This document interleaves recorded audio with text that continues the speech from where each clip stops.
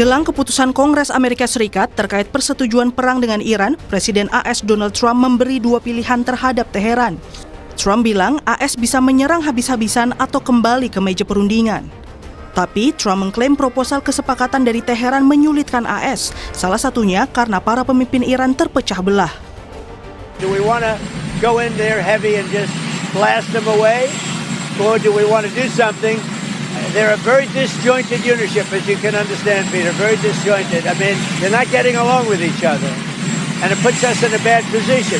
One group wants to make a certain deal, the other group wants to make a certain deal, including the hardliners. The hardliners want to make a deal too. Dituding terpecah belah, Iran balik menyinggung pemerintahan Trump bermasalah karena sejumlah pejabatnya mengundurkan diri bahkan dipecat selama perang melawan Iran. Iran pun menyebut Amerika Serikat mempersulit negosiasi karena terus memaksakan dan mendesak Iran setuju atas poin tuntutan maksimal. معمولا میگن که ایرانی‌ها دچار مشکل هستند، در سطح تصمیم گیری دچار اشکال شدن. خب شما نگاه بکنید در اون طرف تا الان چه تعداد آدم‌هاشون استعفا دادن یا برکنار شدن، مقامات در سطح بسیار بالا. مشکل طرف آمریکایی این هست که همیشه حد اکثر مطالباتش رو انتظار داشته در حین مذاکرات تا انتهای فرایند دیپلماتیک همونها رو به طرف مقابل بقبولونه. Sementara itu, Trump akan menghadapi putusan Kongres Amerika Serikat yang rencananya digelar Jumat 1 Mei waktu AS atau hari Sabtu waktu Indonesia. Sebelumnya, pemerintah Trump mengartikan perang terhadap Iran telah berakhir saat gencatan senjata dimulai 7 April lalu, sehingga Trump tak lagi perlu persetujuan Kongres AS. Namun, pakar kekuatan perang asal Amerika Serikat menyatakan sebaliknya, aksi Trump menyerang Iran tanpa otoritas Kongres telah melanggar hukum. President Trump needed to secure congressional authorization before even launching the war, but now that the war is past 60 days, it is unambiguously unlawful. The Trump administration, for its own part, is arguing that the ceasefire that has existed for the past 2 weeks of April means that the 60-day clock has been paused or even terminated. But there is nothing in the War Powers Resolution's text or design that suggests that the clock can be paused. Instead, that clock ran out on May 1. Dalam Undang-Undang AS, aksi presiden untuk perang tanpa persetujuan Kongres terbatas selama 60 hari sebelum akhirnya meminta persetujuan resmi. Kini, tenggat waktu Trump terkait perang Iran adalah 1 Mei 2026. Akankah Kongres membiarkan perang semakin panjang?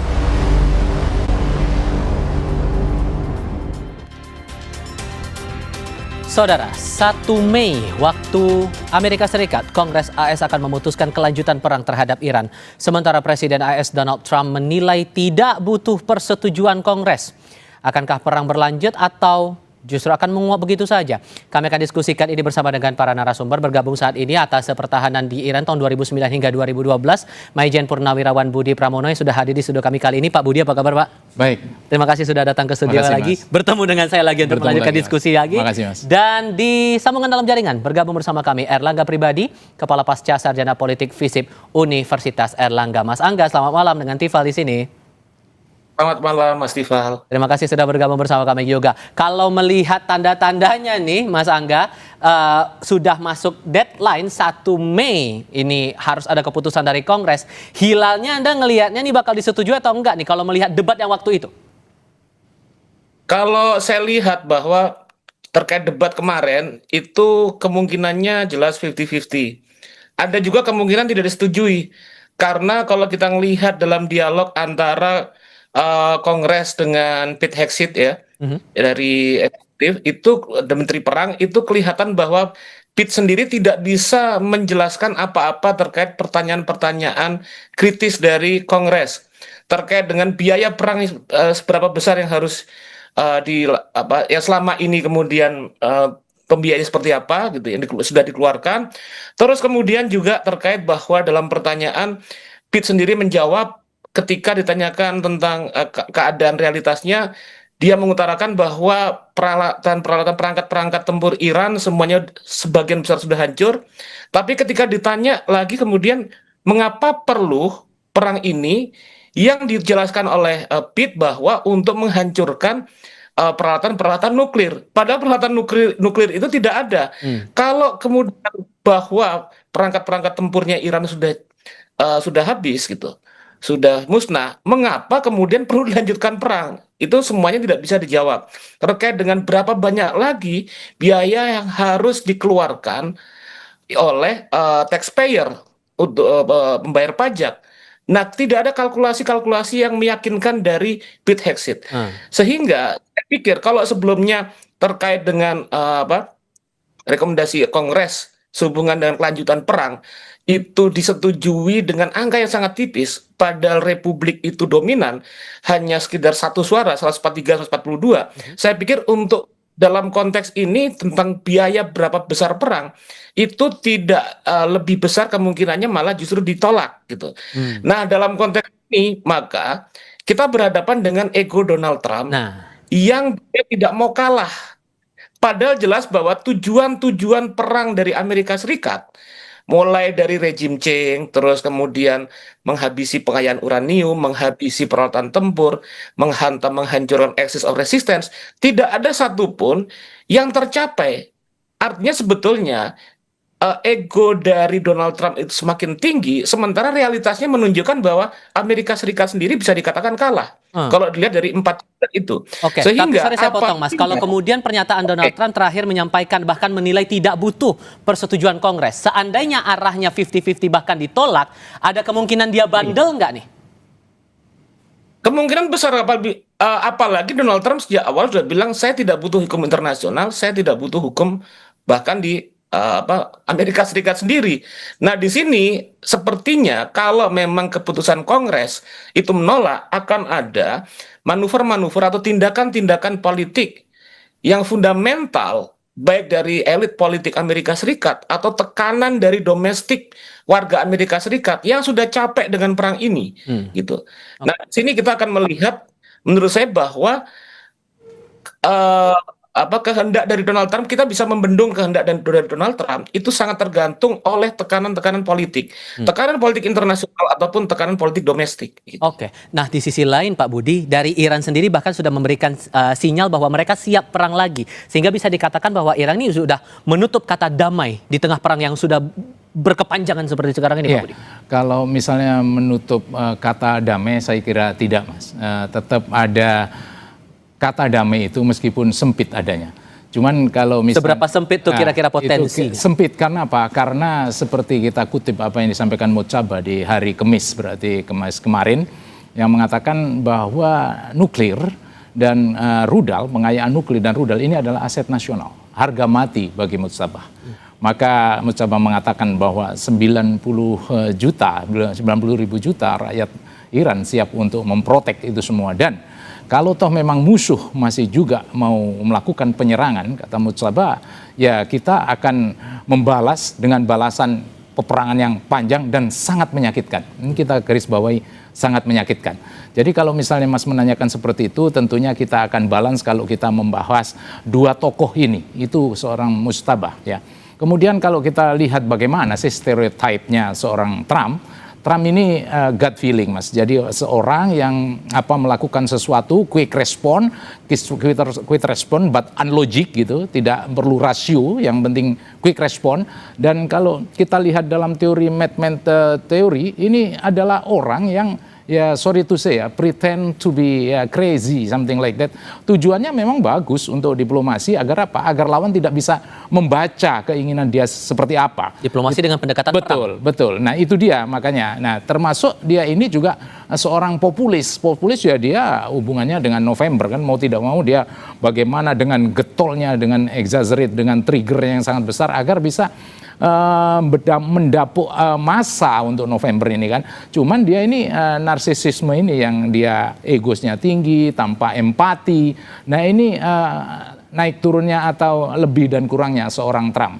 Tapi Trump ini kalau misalnya saya lihat dari Madman teori itu yang suka diprediksi, kemudian unpredictable, tidak empati, kemudian juga hanya semata-mata kepentingan pribadi aja untuk mengambil populisan dia di mata masyarakat untuk November ke depan, ya saya pikir tidak akan ketemu dengan apa yang disampaikan oleh Mojtaba yang seperti itu. Walaupun kemudian terakhir kali Trump juga bilang hanya ada dua opsi buat Iran, antara negaranya dihabisi atau ya kembali ke meja perundingan. Menurut Anda ultimatum ini hanya gertakan atau arahnya serius?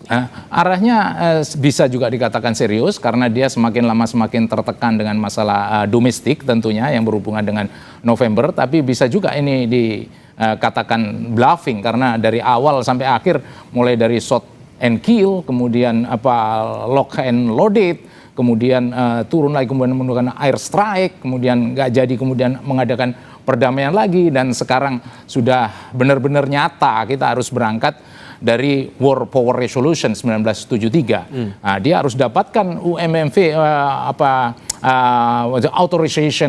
authorization for military force, authorization bagaimana authorization dia, authorization of for using of military force. Nah, ini kan dia belum dapatkan seperti itu, sehingga kecamukan dalam meskipun tadi disampaikan 50-50 ya, sebetulnya ya 50-50-nya yang 50 ini, yang 50% ini adalah pihak lawan sebetulnya. Betulnya pihak lawan. Namun dengan karena 50-50, jadi dia ini sekarang tidak fully legitimate ya, to my perception, tapi on the other hand dia ini sulit untuk keluar ya, exit ramp with the dignity ya. Jadi dia untuk keluar dengan kehormatan, ini Trump ya very panic to my perception. Jadi sangat panik dia.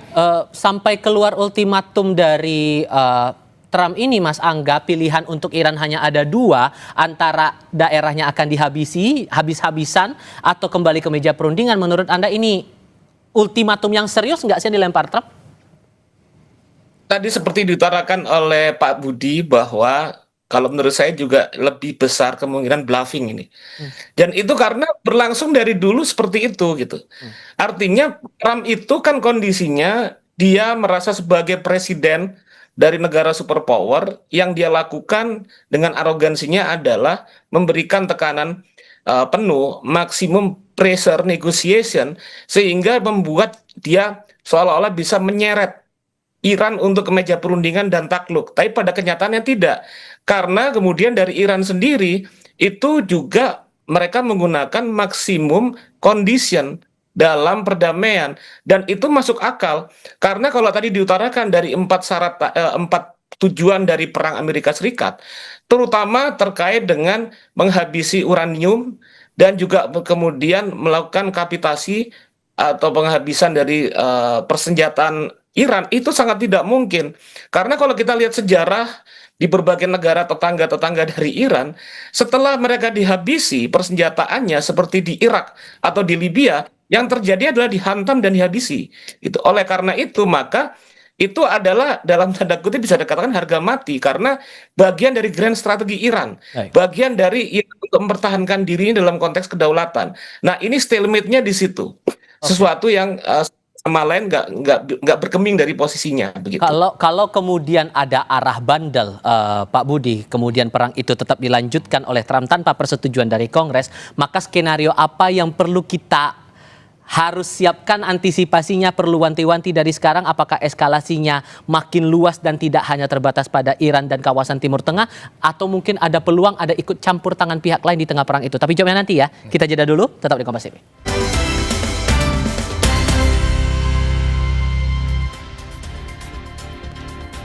Melanjutkan diskusi kita, Pak Budi, kalau kemudian masih bandel nih Trump, kemudian melancarkan serangan, melanjutkan perang ini tanpa persetujuan Kongres, skenario terburuk apa yang mungkin kita perlu wanti-wanti dari sekarang nih, Pak? Ya, Mas, ini the next future theater of war. Jadi kira-kira teaternya perang ke depan ini, kalau memang ini terus-terusan seperti ini, satu sama lain saling menahan kedignitian masing-masing, maka theater of war-nya akan terjadi blokade. Tapi menurut saya blokadenya ini blokade yang dingin, blokade yang dalam artian semuanya serba terbatas. Konteksnya Hormuz ini? Iya, konteksnya Hormuz. Kalau ini kan dilancarkan blokade, tentunya kan Trump kan akan kembali lagi ke sana. Nah, kemudian kalau misalnya bicara nuklir, ini pasti akan terjadi deal-deal. Tapi deal-dealnya adalah deal-deal sangat terbatas sekali. Katakanlah bagaimana verifikasinya, bagaimana perizinannya IAEA untuk mengadakan inspeksi, kemudian kalau toh memang nuklir ini katakanlah diserahkan dan lain sebagainya, kan itu lesson learned dari JCPOA saat itu kan juga sudah dilakukan oleh Iran ke Rusia. Artinya saat itu Iran pernah menjadi good boy lah dalam hal ini kan begitu. Nah, kalau sudah ada deal tipis-tipis, deal yang sangat terbatas seperti itu, tapi kalau toh memang ada serangan saja, yang selalu saya sampaikan bagaimana kapal-kapal kecil yang menyerang itu adalah precuation dari pendahuluan dari terjadinya perang Spanyol sama Amerika di Havana, Teluk Tonkin antara Vietnam dengan Amerika, itu semua kan penyerangan kapal-kapal kecil yang dipolitisasi. Nah, kalau itu terjadi, kemudian Israel menyerang lagi, kemudian fasilitas-fasilitas energinya Iran itu diserang, kemudian juga katakanlah ada massa ya orang-orang yang US katakanlah menjadi korban itu semua, maka pecahlah perang itu. Nah, kalau pecah perang itu kemudian semakin bertambah dan lain sebagainya, maka akan pecah perang regional. Nah, perang regional ini mau tidak mau akan menyeret banyak negara dalam hal ini. Dalam hal ini bisa jadi ada negara-negara lain yang ikut, misalnya sekutunya Iran, anggap saya sebut saja lah, mungkin ada Rusia dan Tiongkok yang mungkin akan terlibat di depan panggung kemudian, atau akan gimana nanti skemanya, Pak? Akan involve many countries dalam hal ini. Ini simptomnya adalah kalau tadinya katakanlah Cina memang economically dia memang ingin engage, kemudian Iran juga sudah ke Rusia atau Rusia sebaliknya juga ke Iran, tapi sekarang kan sudah ada strategic partnership, strategic comprehensive partnership treaty antara Rusia dan Iran. Apa artinya? Ya, yang selama ini meskipun Rusia dan Cina itu tidak ada mutual binding defense agreement yang saya sampaikan bahwa 100% dia akan face to face backup benar ya di depan mata Rusia dengan Cina ini, tapi kan sudah ada SCO juga. Ini kan salah satu kunci-kunci sampai sejauh mana kedalaman hubungan mutualisme antara Rusia dan Cina kepada Iran. Nah, ini juga menurut saya tidak menutup kemungkinan kalau toh memang ke depan akan terjadi sesuatu yang engage each other, involve each other, kemudian masing-masing mengedepankan national interestnya masing-masing, selama itu ada irisan. Nah, maka jadilah itu yang Mas sampaikan tadi, ya regional warfare akan mengikutkan negara-negara yang lain, karena theater of war ke depan itu akan berurutan, Mas, dan itu tidak bisa kita tidak bisa kita ignore. Kenapa? Dari awal tadi saya sampaikan kan betapa seorang biografi ini, kalau dalam Sherman Kent 9 komponen strategis itu di situ disampaikan bagaimana biografi para leadernya. Nah, biografi para leadernya kan udah jelas-jelas kontras. Tidak ada yang semuanya harga mati. Kenapa? Dari sequence saja. Sequence mana ada perkembangannya? Saya tanya, Mas, kan nggak ada perkembangannya. Sequence-nya dari Iran terus kan selalu bahwa blokade, Hormuz, kita bicarakan. Baru kita bicara Iran. Meskipun di mata Amerika ini adalah akal-akalan Iran saja untuk meredisposisi, merelokasi, merestructure dan lain sebagainya. Tapi itulah Iran. Dan bagaimana dengan Amerika? Amerika jawaban paling terakhir dari Trump kan, ini jauh api dari panggang. Bukan itu yang saya inginkan. Yang saya inginkan zero tolerance for nuclear weapons, kan gitu. Tapi di sisi lain begini juga, Mas Angga, yang menariknya. Debat yang terjadi di Kongres, kita belum bisa melihat hilalnya apakah akan disetujui untuk memperpanjang perang ini atau tidak. Di sisi lainnya juga popularitas Trump juga ada penurunan. Terakhir kali dari polsnya Reuters dan Ipsos itu menunjukkan tren popularitasnya malah turun di bawah 40% terhadap Trump. Dengan mendekati momen midterm election nanti, ini kelanjutan perang ini antara iya dan tidak, atau akan jadi dilematis buat Trump sendiri atau Partai Republik kalau Anda melihat konteksnya di internal Amerika? Ya, kalau saya lihat bahwa akan jadi problem terkait dengan pelemahan popularitas dari Donald Trump, tapi juga tidak tertutup kemungkinan juga pelemahan dukungan terhadap Partai Republik. Kalau kita lihat sekarang, memang angkanya pendukung Partai Republik masih mayoritas mendukung posisi Trump sebagai presiden untuk perang. Tapi kita juga harus lihat bahwa sekitar 20% sampai 40% tergantung dari surveinya, itu kemudian menolak kecenderungannya. Ini dalam konteks sekarang. Sementara kalau kita lihat perang berkepanjangan yang menimbulkan krisis sosial, baik di internasional ataupun di domestik Amerika Serikat gitu. Dan berbagai macam terkait dengan biaya-biaya besar yang beban sosialnya ditanggungkan pada pajak rakyat. Tentunya ini menurut saya akan secara rasional akan semakin melemahkan baik dari Donald Trump ataupun dari Partai Republik. Kalau misalnya kita lihat misalnya berkaca pada perang Irak tahun 2001-2003, itu salah satu ekonom namanya Joseph Stiglitz mengutarakan bahwa biaya perang itu sekitar 3 triliun dollars. Dan itu angka yang besar. Artinya apabila ini terus berlangsung dan mengambil biaya yang cukup besar, sementara kelihatan dari realitas perang saat ini, Iran juga tidak mudah tumbang.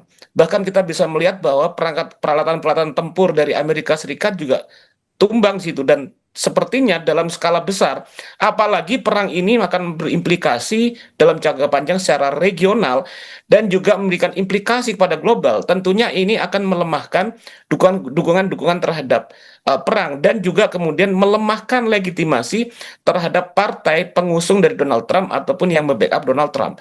Nah, saya pikir ini apalagi kita bisa melihat bahwa dari sekarang bulan Mei sampai bulan November ada jangka waktu yang cukup besar gitu, sekitar 4 bulan, dan itu tentu akan terus popularitas baik dari Donald Trump ataupun Partai Republik, karena kelihatannya bahwa trennya semakin lama kemudian perang ini akan membawa biaya besar bagi Amerika Serikat, tidak ada jaminan untuk menang, dan juga kemudian peralatan-peralatan tempur yang dihadirkan itu juga belum tentu bisa menguasai Iran. Nah, poin inilah menurut saya yang akan melemahkan posisi Donald Trump ataupun Partai Republik. Kita coba baca opsi yang lain, Mas Angga. Kalau kemudian dalam Kongres nanti diputuskan bahwa perang tidak bisa diteruskan, kemudian Trump mengamini keputusan dari Kongres itu, ekspektasi Anda akan bagaimana kemudian sikap AS dan Iran akan bagaimana kemudian?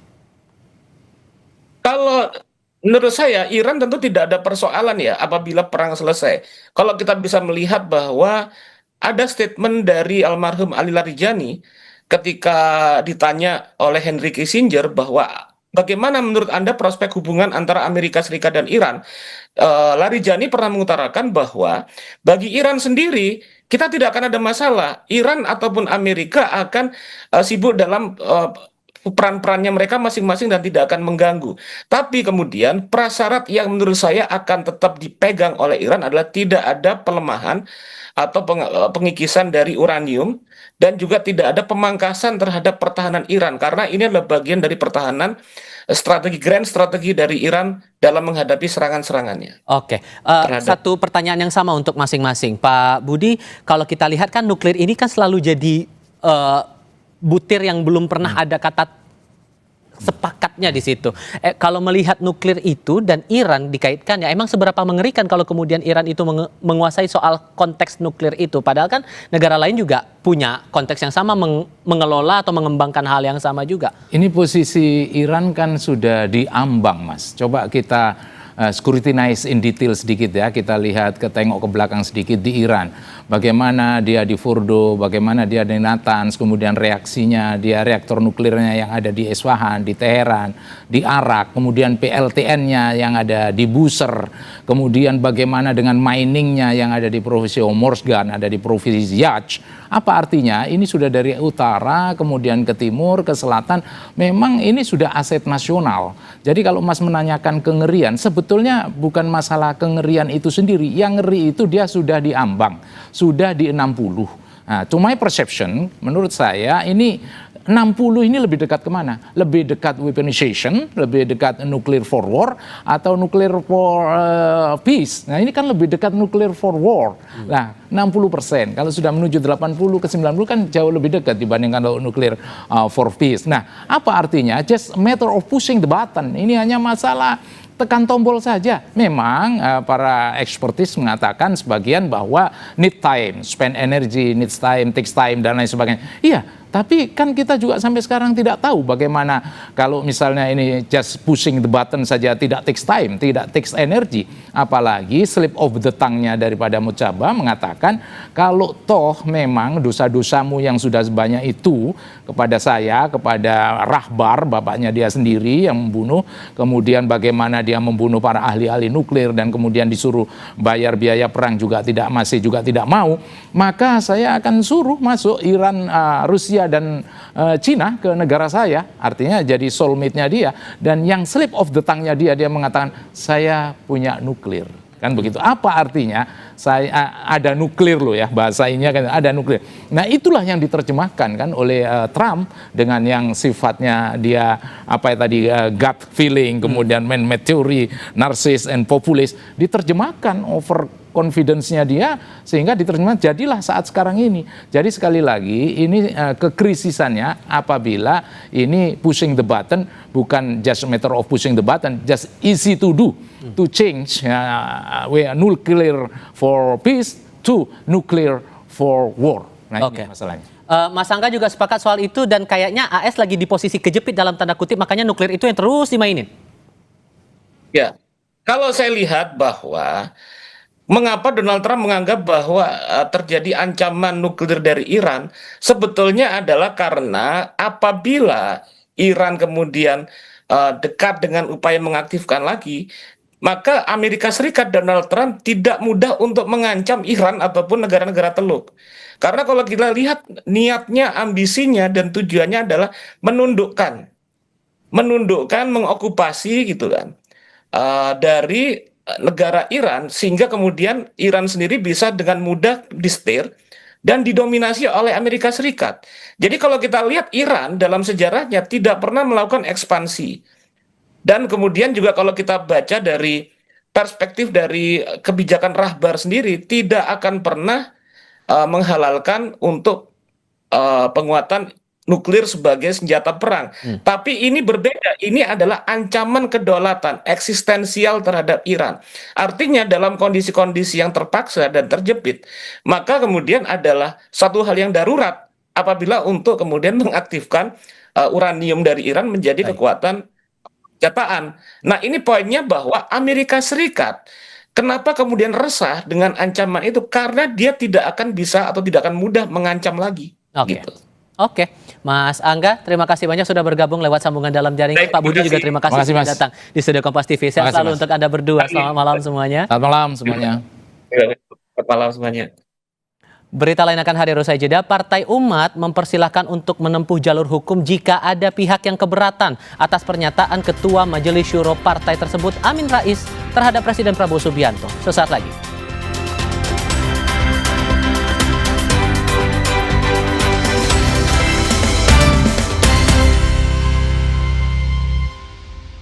Diabetes seringkali tak terlihat. Kayak saya. Hei, kamera! Tiba-tiba udah diabetes. Capek nak. Main yang lain ya. Yang diganti tuh gula kamu, Pak. Biar bisa remisi, ganti gula ke Tropicana Slim. Sekarang ada susu Diabetics dengan kromium, habatus sauda, dan multifiber yang bantu kontrol gula darah. Selangkah demi selangkah, remisi diabetes itu mungkin.